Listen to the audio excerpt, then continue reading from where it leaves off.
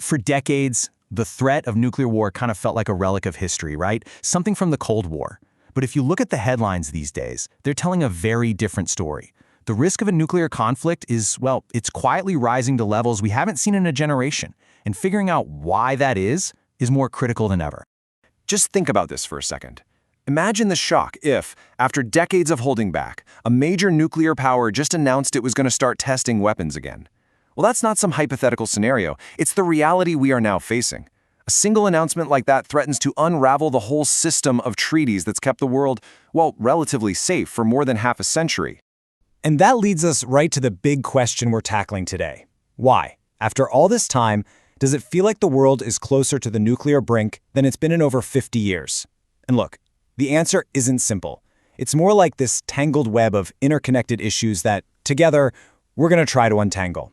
So to really get why this is happening, we've got to look at this global shield of treaties and norms that has kept us safe and see how it's starting to fall apart.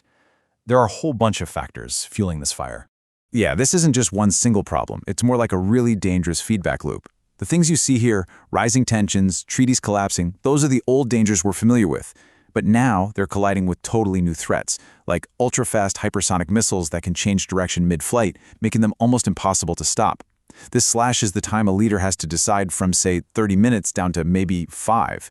You combine that with weaponizing space and the totally unpredictable role of AI in command systems, and you have a perfect storm where one little miscalculation could spiral out of control. And believe me, this isn't just theory. The 2024 SIPR yearbook gives us a hard, cold number. I mean, look at this. Right now, there are 9,585 nuclear warheads just sitting in military stockpiles ready to go. And you want to know the most alarming part? The number of operational warheads, the ones actually deployed and ready to use, is going up, not down. The trend is heading in exactly the wrong direction. Okay, so if the risk is so obviously going up, you'd think the world would be scrambling to disarm, right? So why aren't they? The simple answer is that all the international efforts, they're just stuck in this deep, complicated gridlock. So first things first, let's just make sure we're all on the same page about what disarmament actually means. It's the simple but incredibly complex goal of getting rid of these weapons for good. It's the ultimate endgame for global security, something that countries try to do on their own or, more often, through big international treaties. And this is where we hit one of the biggest problems, what you could call the central hypocrisy of all this, the commitment implementation gap. In public, at these global forums, leaders get up and say all the right things about a nuclear-free world. But then, in private, they're signing off on budgets worth billions to modernize their own nuclear arsenals. It's this really dangerous game of saying one thing while actively preparing for the complete opposite. Another huge roadblock? The world is completely divided on this. On one side, you've got countries who have signed on to the big treaties, like the Non-Proliferation Treaty, or NPT. But on the other side, you've got nuclear-armed states like India, Pakistan, and Israel who've never signed it. When you have that kind of split, creating universal rules that everyone agrees to follow becomes, well, pretty much impossible. It just undermines the whole global effort. And that division we were just talking about, with major nuclear powers standing outside the main treaties, that is absolutely critical. And it leads us right to a really fascinating case study, India.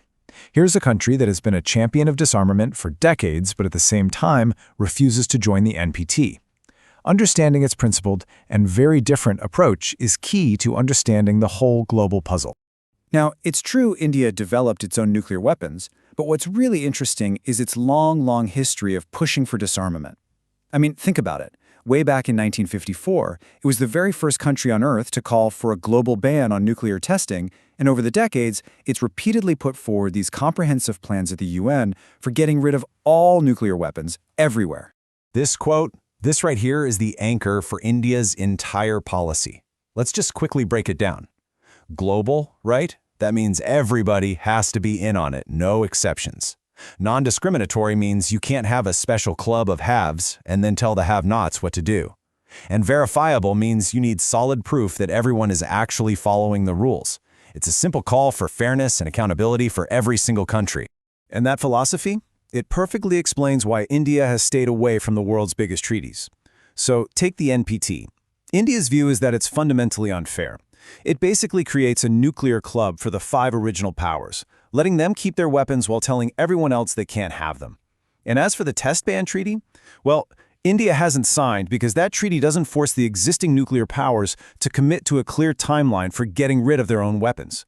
For India, you can't separate these issues. It's all or nothing.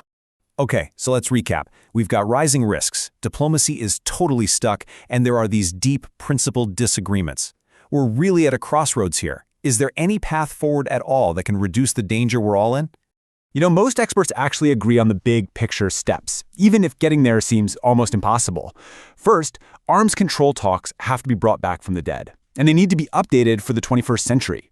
Second, countries need to be way more open about their nuclear policies to stop any disastrous miscalculations. And here's the kicker.